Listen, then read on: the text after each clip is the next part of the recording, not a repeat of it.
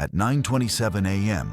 on December 13, 1943, Second Lieutenant Philip Adair pulled his Curtiss P-40 Warhawk into a climbing turn over Assam, India.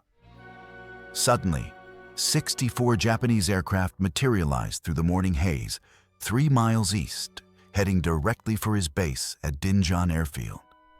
The 23-year-old Adair had already flown 43 combat missions with the 89th Fighter Squadron, tasked with protecting the vital Hump airlift into China. But this morning, he was the only Allied pilot in the sky when that formation appeared.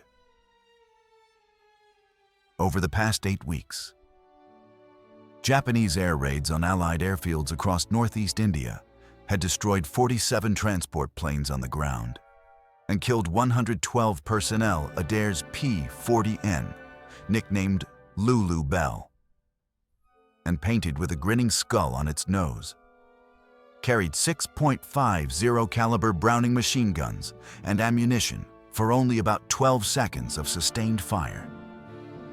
The enemy formation consisted of 24 Mitsubishi Ki, 21 Sally twin-engine bombers, escorted by around 40 Nakajima Ki, 43 Oscar fighter planes, layered above and below the bombers. Intelligence reports indicated that similar-sized raids in Burma had achieved nearly 90% hit rates on undefended airfields. Below Adair, Dinjan Airfield was a crucial hub. It currently housed 14 C-47 transport aircraft, loaded with critical supplies for Chiang Kai-shek's forces in China, a field hospital treating 63 wounded soldiers, and fuel stocks sufficient to support Hump operations for 11 days. If those bombers reached the field unopposed, they could devastate Allied supply operations over the Himalayas for weeks.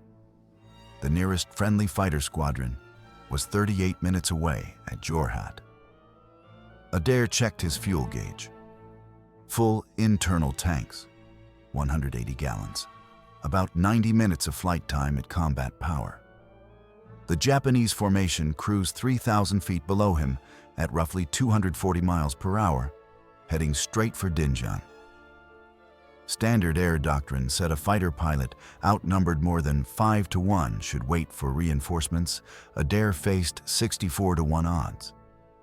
He could radio for help and shadow the formation until support arrived. But by then, the bombs would already be falling.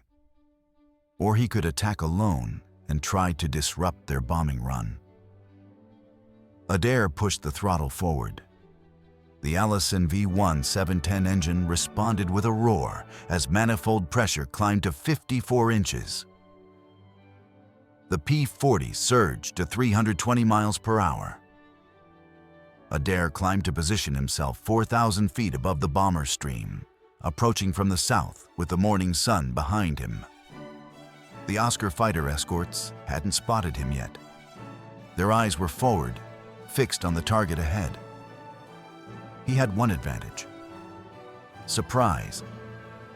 The Japanese pilots expected interception near the target. Not 20 miles out from it, Adair quickly planned his attack. Hit the lead bomber formation first, ignore the fighters initially, break up the bombers' accuracy by scattering them and forcing them to abort. Can one P-40 really disrupt 64 enemy aircraft? A Curtiss P-40 Warhawk, Lulu Bell, of the 89th Fighter Squadron, the Burma Banshees, on an airstrip in Assam, India, 1943. This skull-painted nose art was intended to intimidate Japanese pilots. Philip Adair flew an aircraft like this during his lone defense of Dinjan Airfield. Adair rolled his Warhawk inverted, pulled the nose down, and dove toward the bombers from their 7 o'clock high position behind and above them. His airspeed built rapidly, 360 miles per hour and rising. The P-40's engine screamed at full power as he closed in fast. The bomber crew still hadn't noticed the lone fighter diving out of the glare of the sun. At 800 yards, Adair opened fire. all 6.50 caliber guns thundered. Bright tracer bullets arced toward the lead Ki-21 Sally bomber. The heavy rounds ripped into the bomber's left wing, tearing fabric and sparking off metal. The Sally's port engine erupted in orange flame, black smoke billowing from the cowling. That stricken bomber lurched out of formation, and instantly the tight V formation of the bomber group collapsed into chaos. Pilots of the other bombers, startled and confused, scattered left and right to avoid the falling leader. In seconds, the neat formation dissolved as the enemy bombers broke ranks. Adair pulled up hard, feeling 7Gs slam his body into his seat, then rolled right to escape. But now 40 Oscar fighters were diving toward him from above. He had gotten their attention. The Nakajima Ki-43 Oscar was one of the most maneuverable fighter planes of the Pacific War. Powered by a Nakajima Ha-115 radial engine producing about 1,150 horsepower, it could reach 329 miles per hour at 13,000 feet altitude and turn tighter than any American fighter. The Oscar even had special butterfly combat flaps that let it bleed speed in tight turns without stalling, a trait Japanese pilots exploited ruthlessly in dogfights. In the past 6 months, Ki-43 pilots had shot down 63 Allied fighters over Burma and Northeast India. By contrast, Adair's P-40 Warhawk was faster in a straight line and in a dive, thanks to its Allison V1710-81 liquid-cooled V12 engine. Rated at 1,240 horsepower at 3,000 RPM, giving a top speed of around 378 miles per hour below 12,000 feet. But the P-40 was heavier and didn't turn as well. In a sustained turning dogfight, it would quickly lose energy against the lightweight Oscar standard P-40. Tactics against Oscars were clear. Never try to turn with them. Instead, use speed and dive advantage. Hit and run, extend distance, then come back for another pass. At this moment, however, Adair couldn't simply run away. If he fled, the bombers would reform and continue to the target unopposed. He had to keep pressing the attack on the bomber formation, even if it meant dogfighting 40 enemy fighters alone. The first 4 Oscars came at him in a loose 4-plane finger 4 formation from his 10 o'clock high. Adair rolled left, pulled up, and snapped off a 2-second burst at the lead fighter. His tracers missed just high as the Oscar jinked away. Its wingmen followed in a break to the right. Adair quickly reversed and dove away to maintain his speed. 2 more Oscars dove on him from above. He spotted them at 400 yards, yanked into a climbing left turn, and fired again, but scored no hits. His illuminated ammo counter showed about 800 rounds remaining across all guns. He had started with roughly 2,000. That was enough for maybe 6 more short bursts at his current firing rate. He had to make every second of fire count. Behind him, the Sally bombers were trying to regroup. He could see 3 ragged clusters of about 6 bombers each, attempting to reform their protective Vs. If they managed to get back into tight formation, they would resume their bombing run. Adair figured he had perhaps 90 seconds before they reached their planned bomb release point over Dinjan. There was no time to waste. He leveled out, shoved the throttle to its stops, and dove again toward the bombers. 8 Oscars latched onto his tail as he dove. But the P-40 gained speed rapidly. 350, 380, then over 400 miles per hour in the dive. The pursuing Oscars simply couldn't keep up with that dive speed and began falling behind. Adair opened a gap from his pursuers, then pulled out at the bomber's altitude and lined up on the rightmost bomber formation. Range, 300 yards. He squeezed the trigger, tracers converged into the lead bomber's right engine. The Mitsubishi Ha-101 radial engine exploded in a fireball. The bomber rolled violently right, spewing flame and debris. Its wingman veered sharply to avoid the burning aircraft. Adair kicked his rudder to skid left and sighted on another Sally bomber in the formation. He fired another burst. His .50 caliber rounds punched through the bomber's thin aluminum skin. The Ki-21 had no armor for the crew or self-sealing fuel tanks, designed in 1936. It was an outdated design by 1943. Although it could still carry up to 2,200 pounds of bombs, enough to wipe out everything on Dinjan airfield if accurately dropped. Adair's burst riddled the second bomber. He saw pieces of fuselage fly off. Now the Oscar fighters were back on him, about a dozen of them closing in. Adair glanced at his fuel gauge, 162 gallons remaining, plenty for now.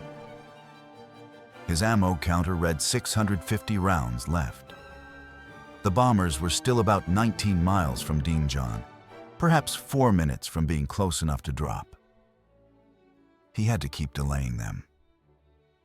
But at that moment, his engine made an alarming sound, and the needle on the coolant temperature gauge was rising. The Allison Visow 1710 engine in the P-40 was liquid-cooled, unlike the air-cooled radial engines on Japanese planes. Coolant fluid circulated through the engine cylinder blocks and heads, and then to a radiator under the fuselage, dissipating heat. Running the engine at full combat power, above 50 inches of manifold pressure, generated enormous heat. The cooling system was built to handle about 15 to 20 minutes of that extreme output before overheating. Adair had been at war emergency power for about 11 minutes already, in frantic climbs and dives. The coolant temperature now read 230 degrees Fahrenheit. Normal is around 210 degrees Fahrenheit. At 250 degrees Fahrenheit, the engine would be in serious danger. Coolant boiling off, metal components expanding, lubrication failing. He realized he had 3 options. Back off the throttle to let the engine cool, but then he'd lose speed and become easy prey. Break off entirely and try to save his plane by returning to base, leaving the bombers free to strike, or continue fighting flat out and risk his engine failing over enemy territory. To Adair, it wasn't a real choice. He had to keep fighting. The Sally bombers were now 17 miles from Dinjan, still well within range to complete their mission.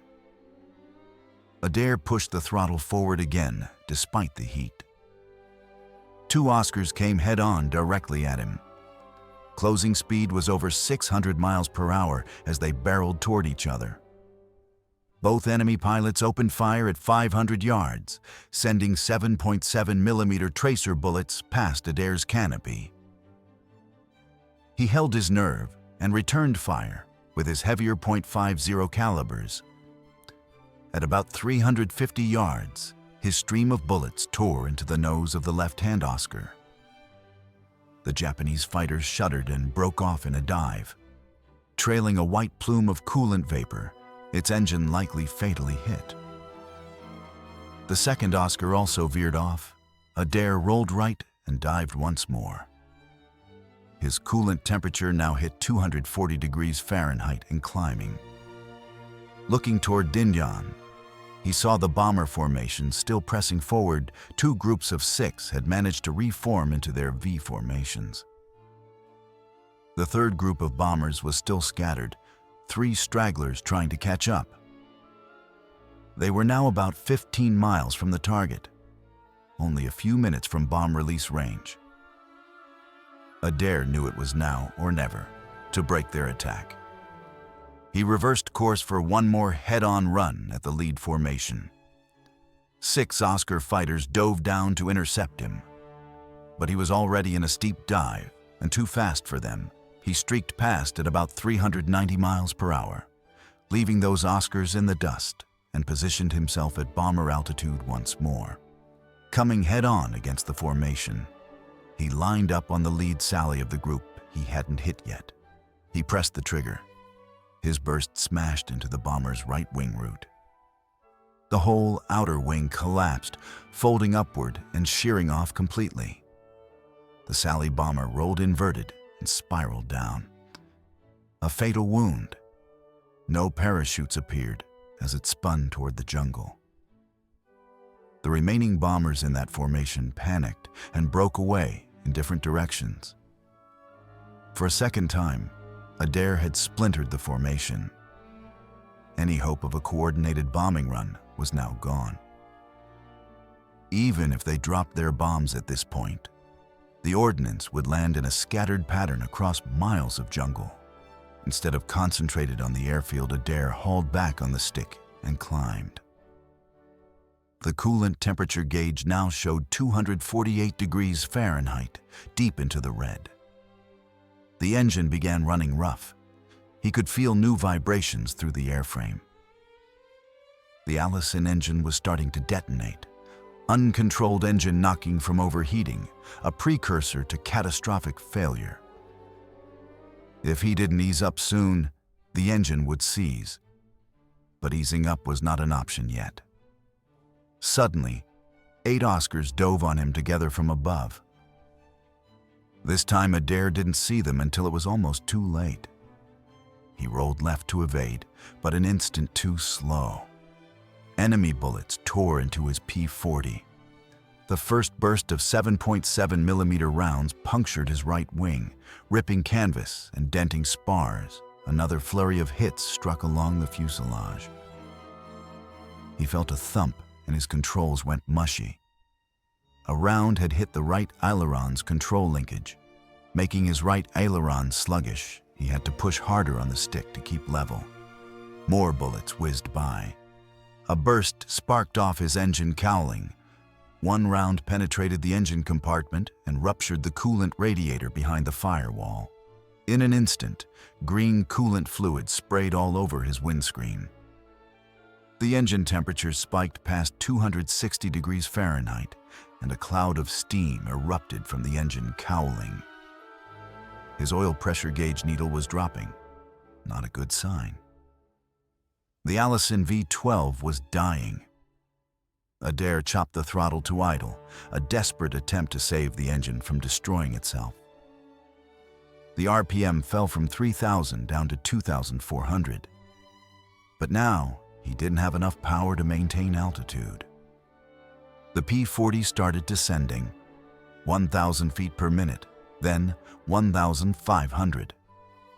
The Oscar fighters circled above, observing. They sensed their prey was done. Then, flames flickered along the cowling. The engine caught fire.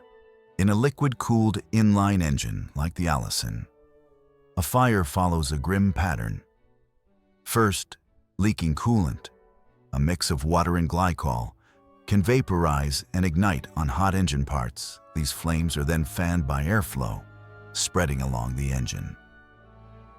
If the fire reaches fuel lines or the main fuel tanks, the aircraft can explode. Adair probably had less than 30 seconds before that might happen. Standard procedure would be to cut the engine and immediately bail out of the aircraft. But Adair's altitude was only around 8,000 feet now and dropping fast. Not a lot of time to parachute, and he was still 12 miles from friendly territory, over dense jungle patrolled by enemy troops. If he bailed out here, survival and escape were far from guaranteed, and Dinjan Airfield was now safe. The scattered bombers were already turning away, but he desperately wanted to bring his beloved P-40 home, if possible.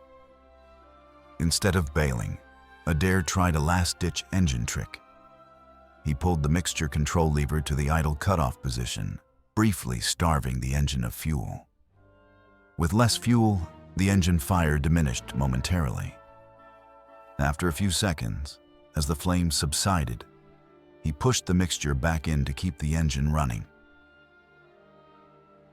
The Allison coughed and sputtered, but then resumed firing on its remaining cylinders. It was running very rough, and at maybe 60% of its normal power. That wouldn't let him climb. But it was just barely enough to hold level flight or a shallow descent. For now, he had kept the fire at bay without killing the engine completely. Adair was now 12 miles from friendly territory and pointed his nose southwest toward his home base at Nagaguli, also spelled Nagali, airfield, about 43 miles away. If the engine held, that was roughly 15 minutes of flying time. 6 Oscars were still shadowing him at a distance, following as he limped away. At 7,000 feet altitude, the P-40's oil pressure dropped to 0. All oil circulation was gone, likely due to a damaged oil line or the pump failing. The Allison engine relied on pressurized oil to lubricate the crankshaft, connecting rods and camshaft. Without oil, metal components inside were now grinding directly against each other. Friction heat would rapidly build, and parts would seize. Adair felt the engine vibration getting worse by the second. The propeller, no longer under even power, was windmilling unevenly in the airflow. His airspeed was down to 180 miles per hour and falling, dangerously close to the Warhawk's stall speed of about 120 miles per hour. He was losing his safety margin over a stall. The Oscars closed in to about 400 yards behind him, but curiously held their fire. Perhaps they saw the smoke pouring from his aircraft and realized it was only a matter of time before the crippled P-40 went down on its own. To them, the American pilot was as good as dead. His plane was finished. One Oscar pulled up alongside him, close enough that Adair could make out the pilot's face glancing at him. The Japanese flyer made a hand gesture, pointing downwards, essentially offering a chance. Land now, surrender. Adair had no intention of doing so. He stared straight ahead and continued on the course, ignoring the gesture. At 6,000 feet, smoke started to fill the P-40's cockpit, not just from the engine, but from behind the instrument panel. Some of the bullets that had hit his fuselage had cut electrical wires, and now an electrical fire was smoldering inside the cockpit. Acrid smoke burned Adair's eyes and throat. He slid the canopy open to vent it, which helped him breathe, but the rushing wind made it hard to see and think.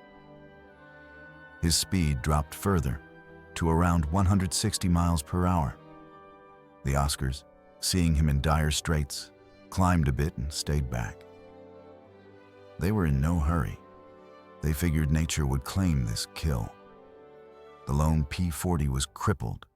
Losing altitude steadily, it would crash in the jungle and they wouldn't even have to expend more ammo.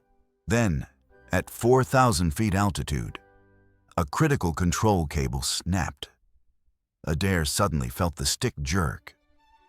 The right aileron went loose, deflecting fully and unpredictably. He instantly lost stable lateral control. The plane rolled right and the nose dipped into a downward spiral. He pulled back on the stick with both hands to arrest the dive. But nothing happened. The elevator controls felt unresponsive. It seemed the elevator cables were either severed or jammed. He effectively had no pitch control. The P-40's nose continued dropping. The Warhawk began to plummet into an uncontrolled dive toward the jungle below. Altitude 3,000 feet, 2,500 feet, 2,000 feet. Adair was on the verge of losing the aircraft. Then he had an ingenious idea, a crazy, unconventional solution born of desperation. He realized that the very damage causing his plane to dive could perhaps be used in reverse. Right now, the stuck aileron was forcing the right wing down. and the jammed elevator was locked in a slightly nose-down position, which together made the plane want to dive.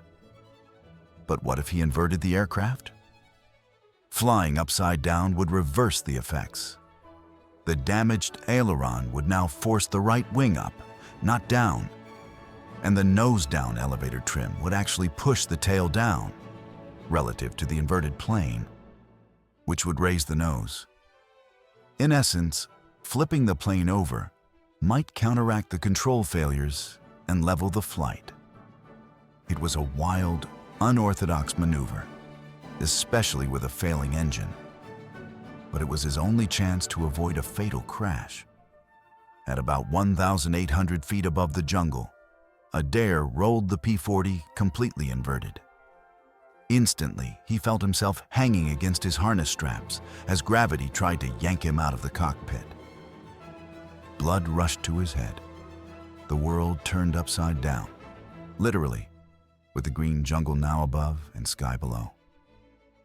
But it worked.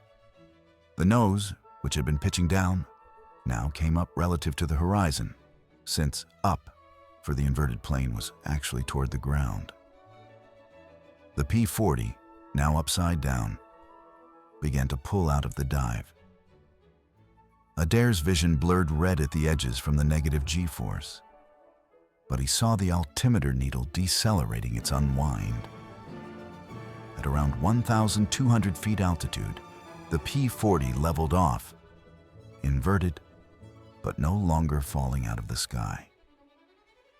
He had stopped the dive with only seconds to spare.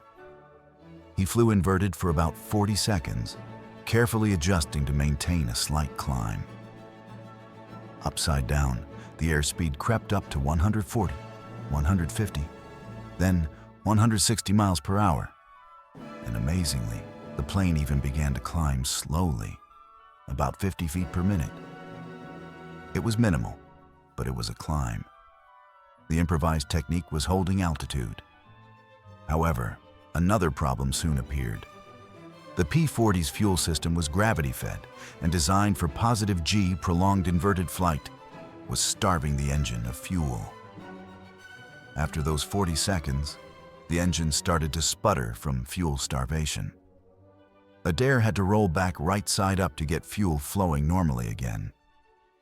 But as soon as he did, the earlier control problems returned. The plane wanted to nose over and dive.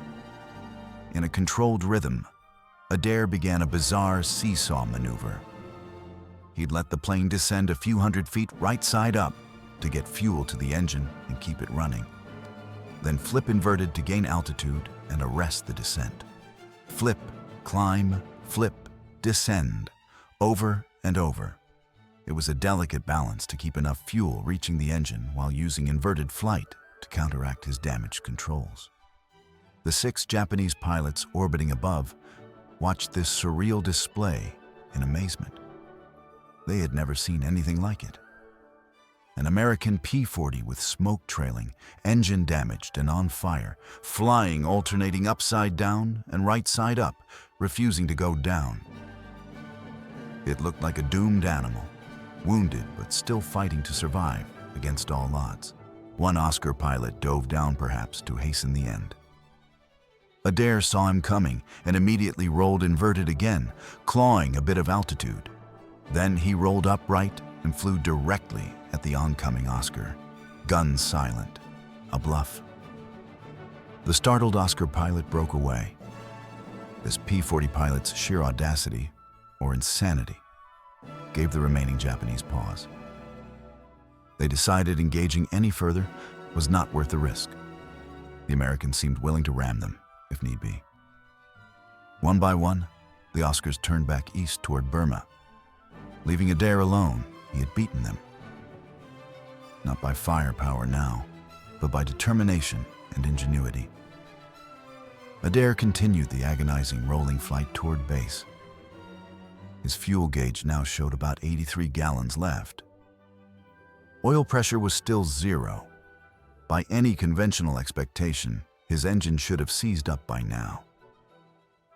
Amazingly, it kept clattering away, likely sustained only by the last remnants of oil film on the parts and sheer momentum. The coolant temperature gauge was no longer working at all. At some point, the needle had literally melted off.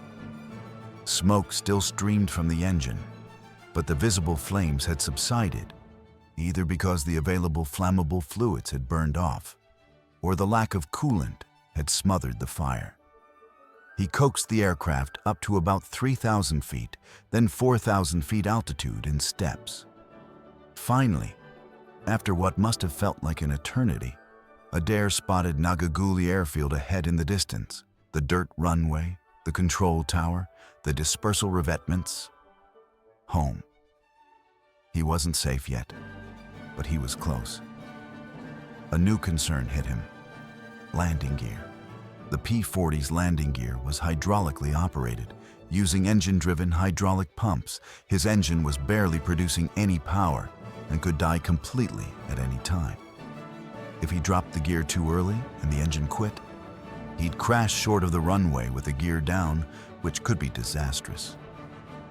If he left the gear up and attempted a belly landing, the plane might flip or the remaining fuel could ignite. He needed the gear down and locked at just the right moment, and he needed his engine to hold out until touchdown. He decided to lower the gears sooner rather than later, in case the engine died unexpectedly. He reached for the gear lever with a trembling right hand, trembling not only from stress, but also from the onset of carbon monoxide poisoning from all the smoke he'd inhaled. He pulled the lever to drop the landing gear. Nothing happened. No reassuring thud or change in drag. The gear remained up. With the engine so weak, the hydraulic pump likely wasn't building enough pressure to move the mechanism. The Warhawk did have a backup: a manual hand pump on the left side of the cockpit for exactly this scenario. It required 28 hand pumps to force the gear down. Adair faced a dilemma.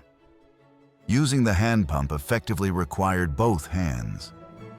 But if he let go of the control stick, his improvised lap belt fix might not hold the plane steady. He improvised again.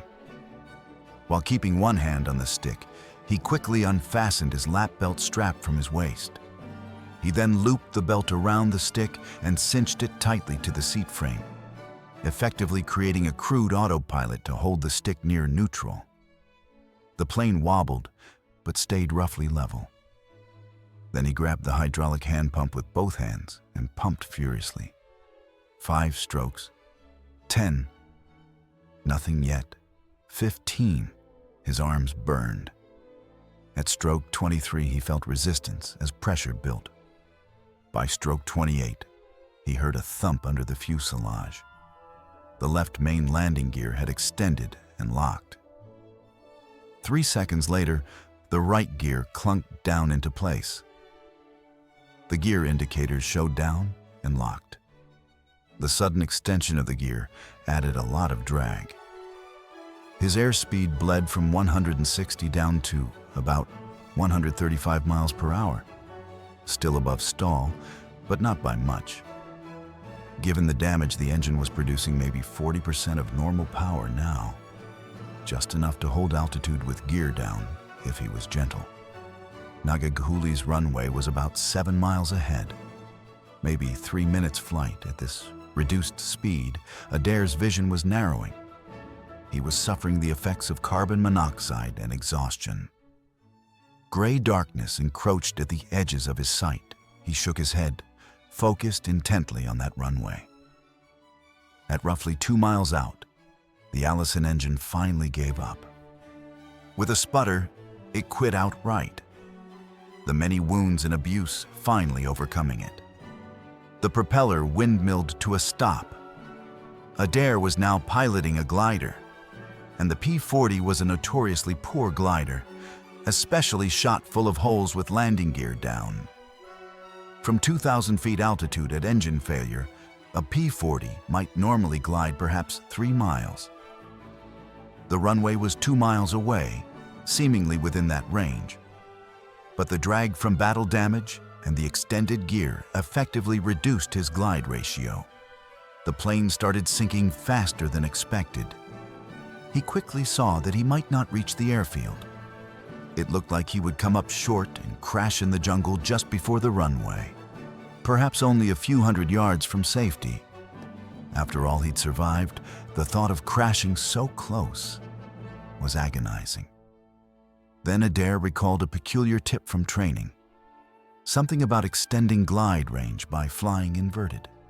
It sounded ridiculous, but he remembered an instructor mentioning that a P-40 flying inverted at certain angles had slightly less drag than flying upright with no power due to the wing's camber shape.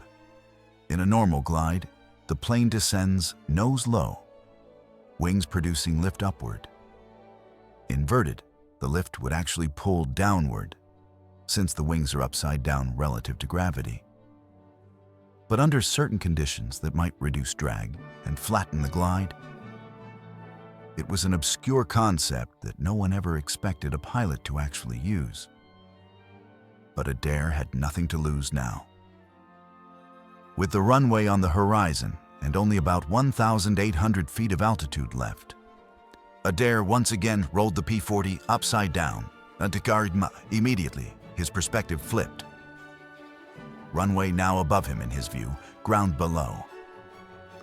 Upside down with gear extended was aerodynamically unnatural. The landing gear doors were meant to take airflow from below, not above, but they held. Incredibly, it seemed to help. His descent rate decreased slightly. The airspeed steadied around 125 miles per hour, and the plane's rate of sink shallowed. It just might let him stretch those last couple of miles. On the ground, the control tower at Nagaguli had spotted him coming in, a P-40 trailing smoke, moving erratically with gear down. They assumed it was an emergency landing of a damaged friendly plane. But suddenly, the observers saw the aircraft invert on approach. Wheels pointing toward the sky controllers were stunned. Was it a captured plane? In the anti-aircraft emplacements, a crew chief named Tech Sergeant Robert Martinez grabbed binoculars. He saw the distinctive skull on the nose. It looked like one of their Burma Banshee P-40s, but flying upside down.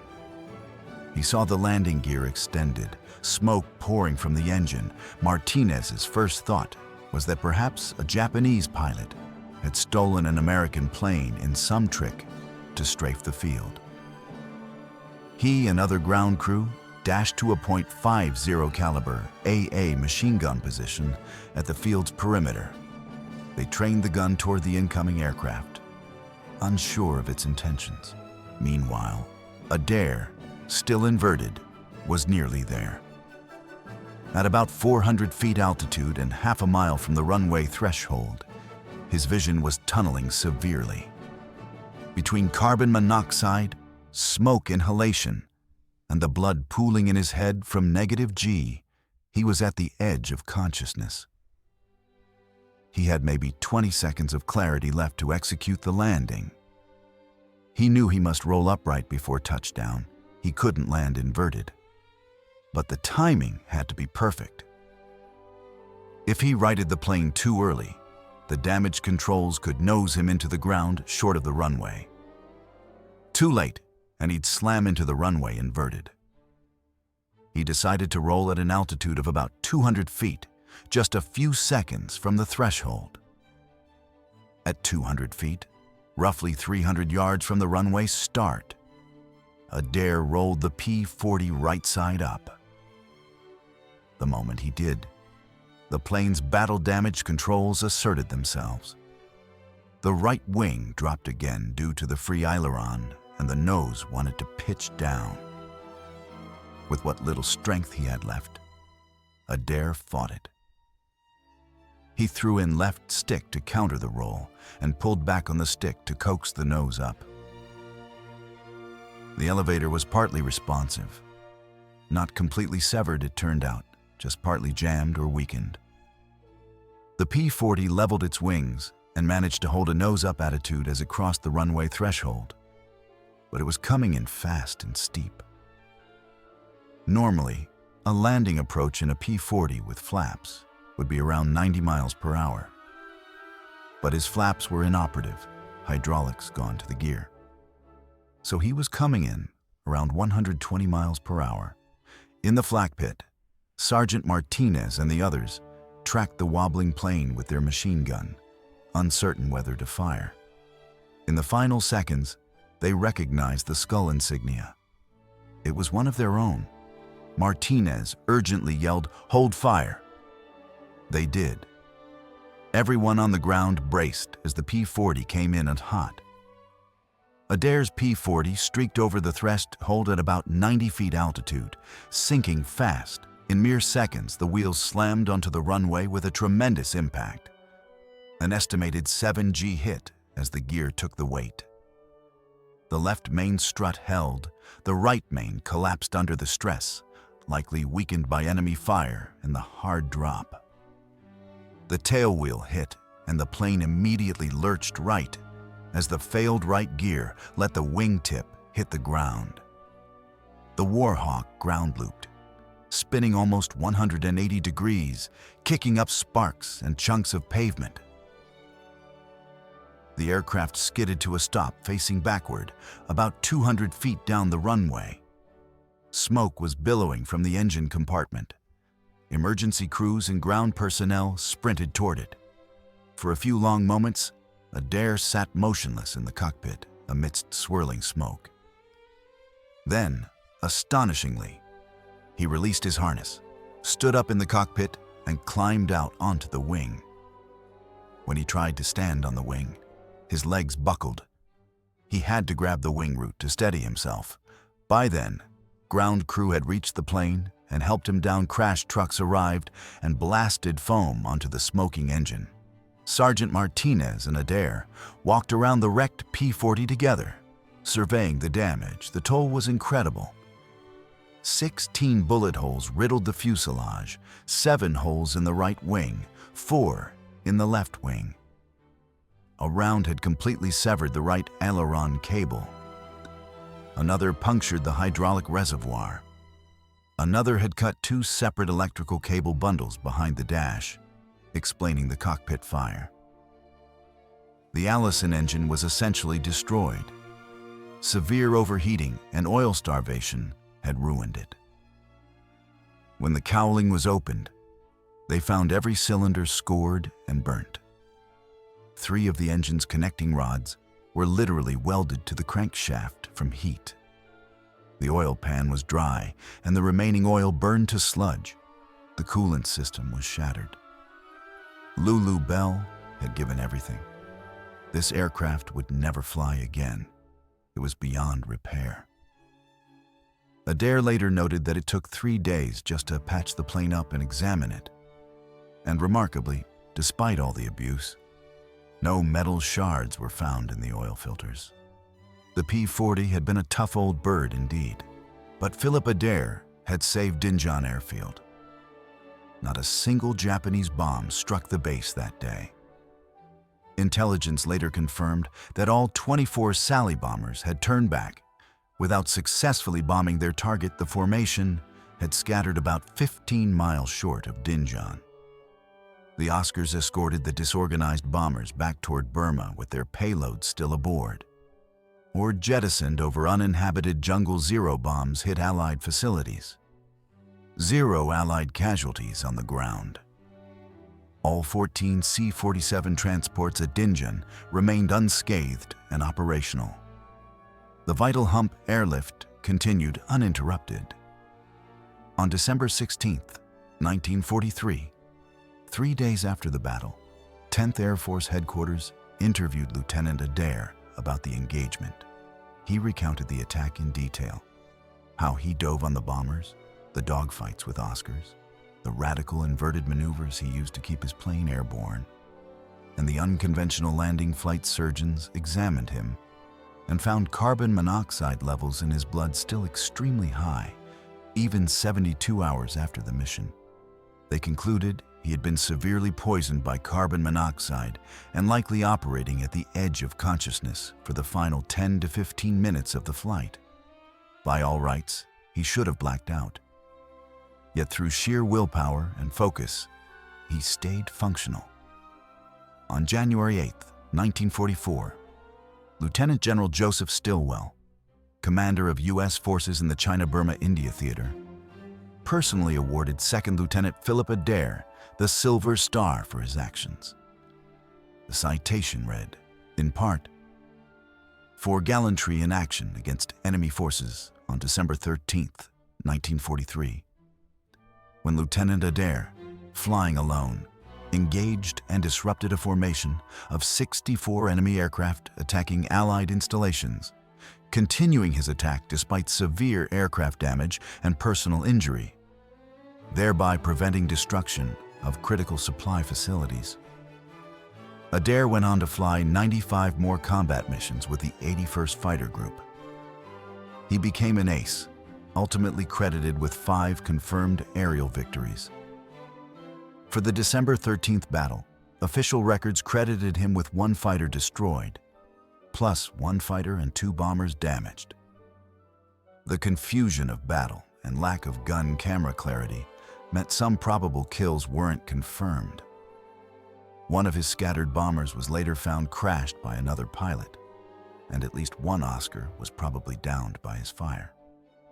On his final mission in July 1944, Adair shot down 2 P-43 Oscars over northern Burma, achieving ace status. He returned to the United States in September 1944, survived the war, and remained in the Air Force for a 30-year career, retiring as a full colonel in 1971. The 81st Fighter Group, the Burma Banshees, continued to serve with distinction through the end of World War II. By VJ Day in 1945, the group's pilots had destroyed 413 Japanese aircraft in the air and 147 on the ground. They lost 63 pilots killed or missing in action. Their fearsome skull-nosed P-40 Warhawks became one of the most recognized symbols of the CBI theater. The Curtiss P-40 Warhawk never achieved the fame of newer fighters like the P-51 Mustang or P-47 Thunderbolt. It was slower, struggled above 15,000 feet altitude, and by 1943 many considered it obsolete. Yet in the hands of a determined pilot like Philip Adair, this rugged fighter proved that what matters most in combat isn't always the plane specifications. It's the courage and skill of the pilot flying it. One pilot, in one obsolete P-40 against 64 enemy aircraft, and he prevailed. On that December day in 1943, Philip Adair demonstrated that impossible odds mean nothing to someone who refuses to quit. His innovative solution to lost controls, flying inverted and upright in turns for 11 minutes, defied every standard procedure. His inverted approach and landing with the gear down was something never attempted before and never repeated. That is the astounding story of the Burma Banshee's finest hour, and how a lone P-40 pilot disrupted an entire Japanese air raid. If this story moved you, hit the like button and subscribe to Traces of Valor. Your support keeps these forgotten heroes alive. And tell us, what did this story make you feel? Drop your thoughts in the comments below.